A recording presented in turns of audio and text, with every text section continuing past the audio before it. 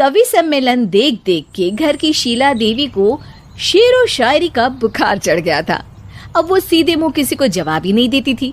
उनके पति और उनका बेटा तो काम करने घर से बाहर चले जाते थे और उनकी शायरी झेलनी पड़ती थी बहू रेणु को।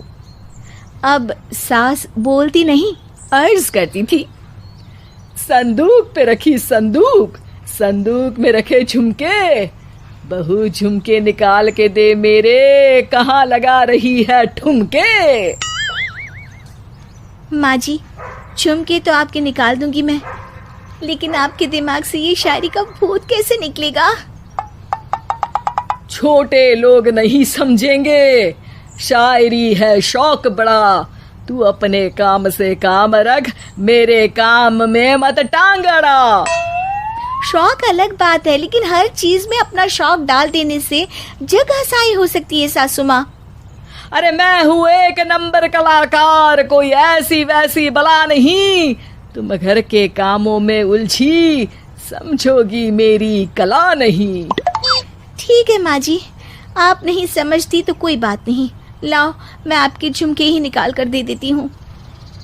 बहू सास के झुमके निकाल कर देती है और वहां से चली जाती है। शाम को बहू अपने पति से शिकायत करती है, सुनिए जी, आप माँ को कुछ समझाते क्यों नहीं? अरे क्या समझाना है माँ को? अरे अपनी शायरी थोड़ी कम करे ना। अरे तुमको उनकी शायरी से क्या दिक्कत है? अरे मुझे नहीं, पर पड़ोस में सब लोग हंसते हैं, कहते हैं बुढ़ापे में लोग सठिया जाते हैं, लेकिन शीला जी तो शायर हो गई हैं। अरे लोगों का काम है कहना, लोगों की बातों का क्या टेंशन लेना। अरे वाह, मैंने भी शेर कह दिया, वाह वाह वाह वाह। देख लो, तुमसे किसी ने कहा नहीं और तुम्हारे सामने कोई माँ की बुराई नहीं करता तो तुमको फर्क नहीं पड़ रहा। अरे तुम खामखा की बात का बतंगड़ बना रही हो। चलो चाय बना कर ले आओ मेरे लिए, साथ पियेंगे, कोई ढंग की बातें करेंगे। रेणु चाय बनाने लगती है। पहले वो अपने पति को चाय देती है, फिर सास को और आखिर में अपने ससुर को। लेकिन वो देखती है कि ससुर जी कुछ परेशान से हैं। क्या हुआ ससुर जी, कोई बात हो गई है क्या? अरे तेरी सास बात बात पे शायरी करती है। कल मैंने पूछा कि खाना खाया तो तेरी सास ने क्या जवाब दिया पता है? अरे गलती की और आरोपी ने कोड़े खा लिए फटाफट, खाना तो नहीं पर पकोड़े खा लिए झटाझट। अब बता क्या जवाब दूं इस बात का? वो तो सभी से शायरी में ही बात कर रही हैं, मुझे भी समझ में नहीं आता कि क्या करूं मैं। बेटा उसको उसी की भाषा में जवाब देना पड़ेगा। मैं तो आम बातचीत में भी उसके सामने कुछ नहीं बोल पाता, शायरी में क्या बोलूंगा भला। ससुर ने जैसे ही कहा कि उसको उसी की भाषा में जवाब देना पड़ेगा, बहू को ये बात जच गई। अगले ही दिन वो शायरी की कुछ किताबें लेकर आई और शायरी की प्रैक्टिस करने लगी ताकि सास को उन्हीं की भाषा में जवाब दे सके। उसने दिन रात एक कर दिए। एक दिन सब साथ में बैठकर टीवी देख रहे थे, तभी रेणु सबके लिए बिरयानी बनाकर लाती है, लेकिन सास को बिरयानी भाती नहीं। कौवा करता काऊ काऊ, चिड़िया बोलती ची ची, इतना खराब बिरयानी बनाई है कि मुंह से निकले छी छी। बस इसी मौके का तो बहू को इंतजार था, क्योंकि अब बहू सास को उसी की भाषा में जवाब देने के लिए तैयार थी। माँ जी, हमको अपनी ये बेकार शायरी ना सुनाइए, जैसी भी बनी है बिरयानी चुपचाप खाइए। ससुर जी और रेणु के पति ने रेणु का जवाब सुनते ही जोर से ताली बजाई और सास ने जब रेणु का शायराना जवाब सुना तो उनके गले में बिरयानी अटक गई। बहू ने एक और शायरी का तीर छोड़ा। शायरी में बहू के सामने सास हो जाएगी ढेर, क्योंकि सास मारेंगी एक शेर तो बहू मारेगी 1.25 शेर। सास को छोड़ के सब वाह वाह करने लगते हैं। आज पहली बार सास को नहले पे दहला मिला था और रेणु ने सास का मुंह चुप करा दिया था। अगले दिन रेणु का पति उससे कहता है, अरे वाह, तुमने तो माँ की बोलती ही बंद कर दी, मजा आ गया। अब मेरे लिए कुछ बना दो, खाकर मैं काम पर चला जाऊं। शायरी ही है मेरा जीवन, वही करूँगी जी भर के। नौकरानी रख लो कोई, काम नहीं करूँगी मैं घर के। अरे तुम क्या माँ जैसी हरकतें करने लगी? सीधे सीधे बात करो ना। हो गई कल शायरी, रोज थोड़ी ना करोगी। शीशी भरी गुलाब की पत्थर पे फोड़ दो, जो मुझे शायरी से रोके उसके कान मरोड़ दो। पति घबराकर वहां से चला जाता है और बाहर उसके पिताजी के पास जाकर बैठ जाता है। दोनों अपनी बीवियों की शायरी से परेशान है। ससुर को पछतावा होता है कि क्यों उसने बहू को सास की भाषा में ही जवाब देने का आइडिया दिया। अब तो घर में दो दो शायर हैं। दोनों एक साथ दुखी स्वर में कहते हैं, हम दोनों की ही बीवियां जब से शायर हो गई है, क्या बताएं, जिंदगी एक फटा हुआ टायर हो गई है।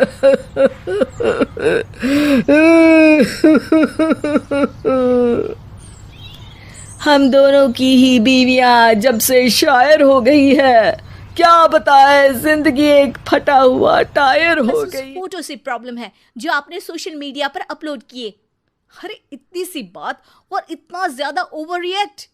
ये इतनी सी नहीं, मेरी करियर की बात है। मैं मॉडल हूँ और मेरी इंडस्ट्री में कोई भी एक शादीशुदा मॉडल के साथ काम करना नहीं चाहता। इसीलिए अभी के अभी उन फोटो को डिलीट करो। नैना के गुस्से में ऐसा बोलने पर रोहित सोशल मीडिया से अपनी और नैना की सारी फोटो डिलीट कर देता है। नैना एक मॉडल है जिसकी शादी रोहित से होती है, पर उसे हमेशा हर चीज से पहले सिर्फ मॉडलिंग ही दिखाई देती है। इसीलिए वो इसके आगे अपनी शादी को भी कोई इम्पोर्टेंस नहीं देती। एक रात नैना तैयार होकर कमरे से बाहर निकलती है। अरे इतनी रात को ऐसे तैयार होकर कहाँ जा रही हो? Night club. बहू, इस तरह रात भर घर की बहू का बाहर रहना सही नहीं है। ओ प्लीज, ये छोटी थिंकिंग आप अपने पास ही रखें। मेरे प्रोफेशन में night club and parties normal है। ऐसा बोलकर नैना घर से बाहर निकल जाती है और रात भर पार्टी करने के बाद अगली सुबह घर वापस आती है, जहां उसकी सास सुबह सुबह घर की सफाई कर रही होती है। ओहो मम्मी, आप तो बहुत जल्दी उठ जाती है। चलो अच्छा है, मैं चली सोने। जब पूरी दुनिया के उठने का समय है तब तुम्हें सोना है। भला ये भी कोई घर वापस आने का समय है? नॉट अगेन मॉम, मैं आप और आपकी इन बातों से टायर्ड हो गई हूँ। अगर आपको ये सब सहन नहीं करना था तो रोहित की शादी एक मॉडल की बजाय किसी साधारण लड़की से करानी थी ना। सास को ये सब बोलकर नैना सोने चली जाती है, जिसके बाद वो सीधा शाम को कमरे से बाहर निकलती है तो देखती है कि उसकी सास और रोहित बैठे बैठे खाना खा रहे हैं। नैना भी उन्हीं के साथ डाइनिंग टेबल पर जाकर बैठ जाती है, जहां सारा तेल वाला खाना देखकर वो गुस्से में भड़क जाती है। ये सब क्या है मॉम? आपको पता है ना कि मैं एक मॉडल हूँ और मुझे अपना फिगर मेंटेन करने के लिए हेल्दी फूड ही खाना होता है, नॉट लाइक यू।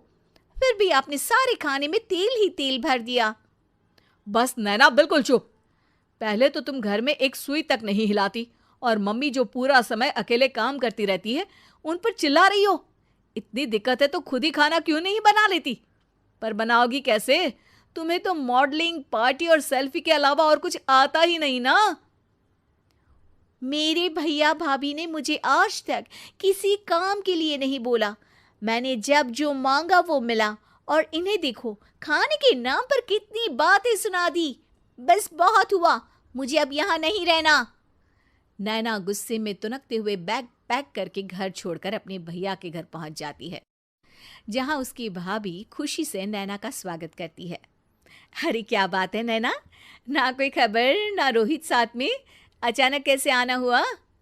मैं तो उस घर को हमेशा के लिए छोड़ आई, दोबारा कभी वहां वापस नहीं जाऊंगी। ऐसा बोलकर नैना घर में आकर मजे में सोफे पर बैठ जाती है, जिसके बाद अब वो पूरे ठाठ बाट से अपने मायके में रहने लगती है, जहां उसकी भाभी सारा काम करती और नैना अपने मॉडलिंग प्रोजेक्ट करते हुए बस मौज में बैठकर खाती। नैना, आखिर बताओ तो सही कि तुम्हारे ससुराल में ऐसा क्या हुआ जो तुम्हें घर छोड़ना पड़ा? बस उन्हें मेरा लेट नाइट पार्टी जाना और कोई काम ना करना पसंद नहीं था, तो मैंने वो घर छोड़ दिया और यहाँ आ गई। नैना की बात सुनकर उसकी भाभी हैरानी से उसे देखने लगती है, पर कुछ बोलती नहीं। इसी तरह कुछ समय बीतता है और देखते ही देखते अब नैना के पास मॉडलिंग के प्रोजेक्ट्स आने कम हो जाते हैं, जिससे नैना बहुत परेशान रहने लगती है। ऐसा कैसे हो सकता है? मैं इतनी सुंदर मॉडल हूं तो फिर भी मुझे काम क्यों नहीं मिल रहा? देखो नैना, काम में ऐसे उतार चढ़ाव तो आते ही रहते हैं। आज नहीं तो कल तुम्हें इससे भी अच्छा काम मिलेगा। तब तक अगर तुम चाहो तो घर में खाली बोर बैठने से अच्छा है कि मेरी मदद कर सकती हो। नैना पहले तो घर के काम का नाम सुनकर नाक चढ़ाती है, लेकिन फिर कुछ दिनों तक कोई काम न होने पर बोर होकर अपने आप भाभी की मदद करने पहुंच जाती है। इसी तरह धीरे धीरे उसकी भाभी नैना को घर का काम करने के साथ सारा खाना बनाना भी सिखा देती है। एक रात नैना और उसके भैया भाभी साथ बैठकर डिनर कर रहे होते हैं। पता है, आज का सारा खाना नैना ने बनाया है। मैंने तो बस आज थोड़ी सी ही मदद की है। मानना पड़ेगा नैना, खाना तो बहुत स्वादिष्ट है। आखिर मेरी बहन मल्टी टैलेंटेड जो है, मॉडलिंग और घर दोनों एक साथ बखूबी संभाल सकती है। और फिर जब मदद करने के लिए घर में कोई दूसरा इंसान भी हो तो फिर दिक्कत ही क्या। मेरी बहन चाहे तो उसके लिए कुछ भी इम्पॉसिबल नहीं है। भैया की बात सुनकर नैना को अपनी सास और रोहित की याद आ जाती है। भैया, मम्मी और रोहित ने कभी मुझे मॉडलिंग करने से रोका नहीं। वो तो हमेशा हर चीज़ अकेले संभालते आए हैं और मैं हर काम खराब करती रही। मम्मी पूरा घर अकेली संभालती है और मुझसे बस थोड़ी मदद की उम्मीद करती है, पर उसकी जगह मैं उन्हें उल्टा बोलती रही। गलती मेरी है भैया, मुझे अपने ससुराल वापस जाना चाहिए। जानकर खुशी हुई बहना कि अब मेरी छोटी सी बहन समझदार भी हो गई है।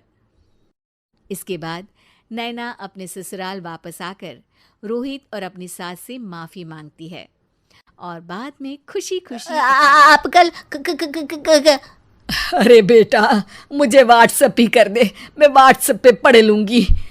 बाय। हाँ, ओके बाय बेटा। सास वहां से चली जाती है। बात तो सुनिए। बहू को हकलाने की आदत थी और सासू माँ को जल्दी में काम करने की। ऐसे में कई बार जब बहू सास से कुछ बोलती तो सास अनसुना कर देती और किसी और काम में लग जाती। माँ जी, सामान लाना है बाजार से। अरे क्या क्या लाना है? मैं जाऊंगी ना शाम को तो ले आऊंगी। साबुदाना? नहीं। हे राम, अरे जल्दी बोलना क्या लाना है? झाग वाला साबुन? अच्छा ठीक है, लेकर आऊंगी। झाग देने वाला साबुन ले आऊंगी बस। झाड़ू लाना। अच्छा, और बता। और सब ठीक। अरे हाल नहीं पूछ रही हूँ, सामान में और क्या लाना है ये बता। सॉस? अरे सॉस तो रखा है ना। सॉरी। अरे बेटा, ये हालचाल और सॉरी की बात बाद में कर लेना, अभी बस सामान क्या लाना है ये बता दे। माचिस? मटर? नहीं। मसाले? अरे अरे मटन? अरे बेटा, अपने घर में मटन कहाँ बनता है? बहू सास की पीठ पर एक लपड़ मार देती है। अरे ये क्या बहू, बदतमीज कहीं की। मच्छर था पीठ पे। हाँ, अच्छा है कि गाल पे नहीं था बहू। बाकी सामान माँ जी। अरे रहने दे बहू, रहने दे। मैं खुद किचन में जाकर दिखाऊंगी कि क्या क्या सामान लाना है। सास बाजार चली जाती है। थोड़ी देर बाद घर पम्मो आंटी आ जाती है। सास घर के बाहर रहती है, सास को पम्मू आंटी बिल्कुल पसंद नहीं है। वो जब भी आती है कुछ ना कुछ मांगती ही रहती है। बहू पम्मू आंटी की ये बात जानती है और वो सोचती है, सासू माँ को बोल देती हूँ कि पम्मू आंटी आई है तो बाज़ार में ही घूम लेंगी। अगर पम्मू आंटी के जाने से पहले सासू माँ आ गई तो पम्मू आंटी उनसे कुछ न कुछ मांग लेंगी या बाज़ार से आने वाला सामान अपने साथ ले जाएगी। बहू बाज़ार से वापस लौट रही सास को दूसरे कमरे में जाकर फ़ोन लगाती है। हेलो, आप बोल बहू। हेलो माँ जी। अरे जल्दी जल्दी बोलना, घर ही आ रही हूँ। कुछ और लाना है क्या? नहीं। नहीं? अरे फिर फोन क्यों किया? आप घर? हाँ, घर ही आ रही हूँ। हाँ प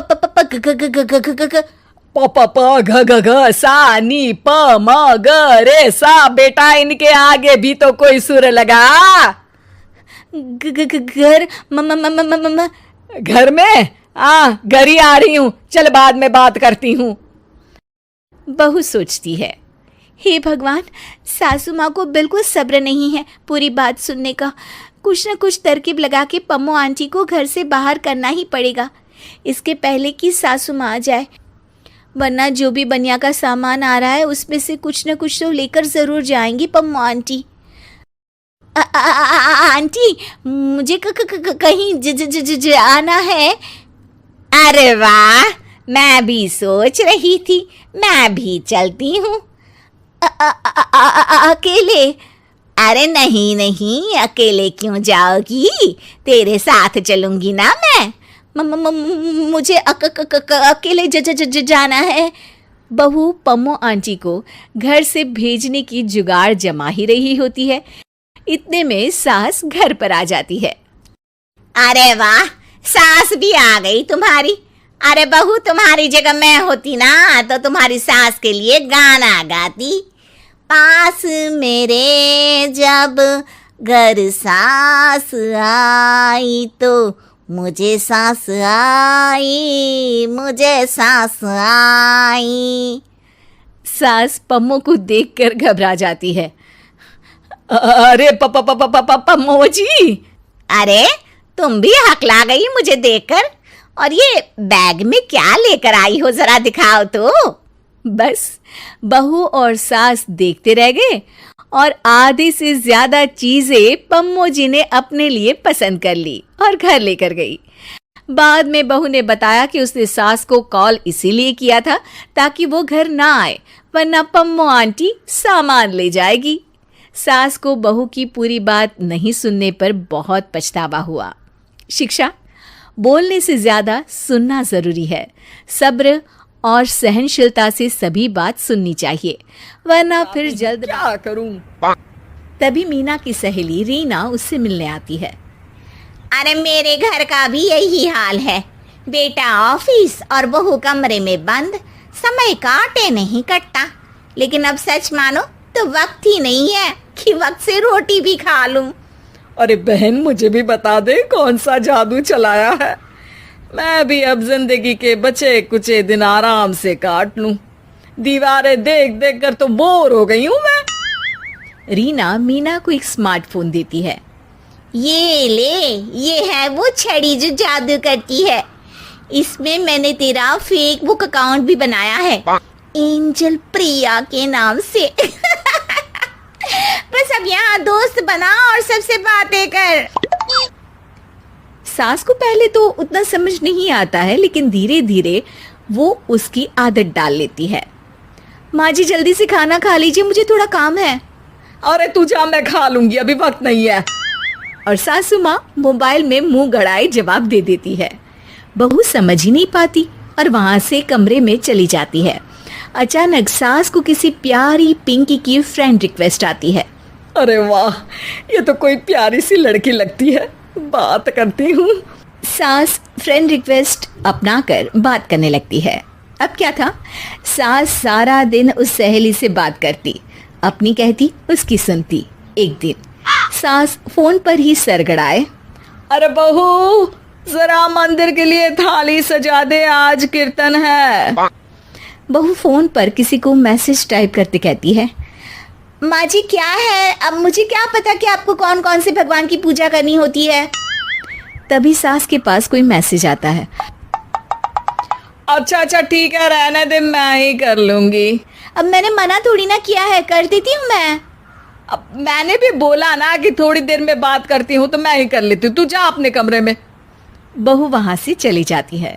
सास मंदिर पहुंचती है और मंदिर की सीढ़ियों पर बैठकर सास फोन पर लिखती है, अरे मेरी बहू सारा दिन अपने कमरे में बैठी रहती है। वहां से रिप्लाई आता है, मैं आपकी बहू को तो जानती नहीं हूँ, लेकिन हाँ एक बात है, हो सकता है आपने उसे ताने दिए होंगे या फिर उसका दिल दुखाया होगा। ऐसा करने पर बहुओं का मन ससुराल से हट जाता है। याद रखिए, बहू और बेटी में फर्क होता है। सास घर जाती है और बहू से बड़े ही प्यार से बात करती है, उसके लिए खाना बनाती है, उसे गिफ्ट में साड़ी भी देती है। जिसके बाद अगले दिन, माँ जी चलिए, आज मैं भी आपके साथ मंदिर चलती हूँ, आते वक्त भोले भैया के गोलगप्पे खाकर आएंगे। अरे हाँ बहू, ये तो अच्छा है, चलो। सास मन में सोचती है कि उसकी फेक बुक वाली दोस्त कितनी अच्छी है। उसके समझाने से उसे उसकी बहू वापस मिल गई। वो बहू को अपनी दोस्त के बारे में बताने का सोचती है, लेकिन फिर चुप हो जाती है। बहू फोन पर टाइप करती है, मेरी सास मुझे नौकरानी समझती है, एक गिलास पानी तक खुद नहीं लेती। मन तो करता है कि बोल दूं, मैं बहू हूँ, कोई नौकरानी नहीं। वहां से रिप्लाई आता है, देखो तुम्हारी सास को तो मैं भी नहीं जानती, लेकिन वो बुजुर्ग होंगी। पूरा जीवन उन्होंने घर गृहस्थी चूल्हा चौका में निकाल दिया। और फिर तुम ये भी मत भूलो कि जिस पति पर तुमको इतना गर्व है, उसे भी शिक्षा उन्होंने ही दी है। तो जिसने तुम्हें इतना दिया, क्या तुम उनकी थोड़ी सी सेवा नहीं कर सकती? बहू भी अगले दिन से सास का सारा काम करती, उनके पैर दबाती, उनका ख्याल रखती, उनके साथ घूमने जाती। एक दिन सास, बहू ये लो मेरा हीरे का हार। पहले तो सोचा था कि अपनी बेटी को दूंगी, लेकिन आज जब मेरे हाथ पैर में दर्द था तो तुम मेरा साथ दे रही थी। समय पर खाना पानी देकर तुमने ही मेरा बुढ़ापे में साथ दिया।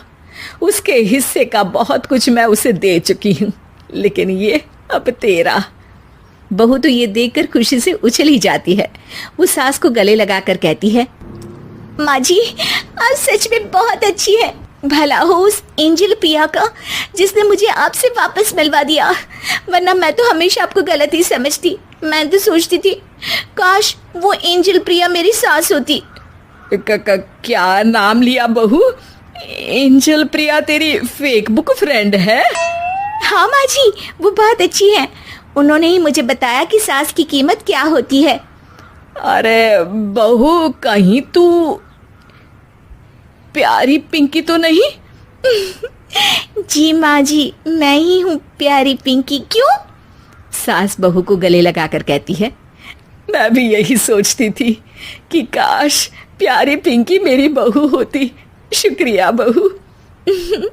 सासू माँ, शुक्रिया तो हम दोनों को फेक बुक और सोशल मीडिया का करना चाहिए, जिसने हम दोनों को एक दूसरे से दिल से मिला दिया। अब तक दोनों को समझ आ गया था कि जो खुशी वो बाहर ढूंढ रहे थे, सच में तो वो उनके घर में ही थी।